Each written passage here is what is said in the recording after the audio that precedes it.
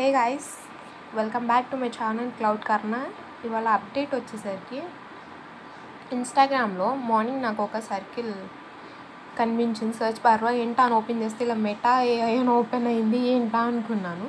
మనకి స్నాప్చాట్లో chat with AI అని ఉంటుంది కదా, సేమ్ అలానే ఉండింది నాకు ఇది కూడా.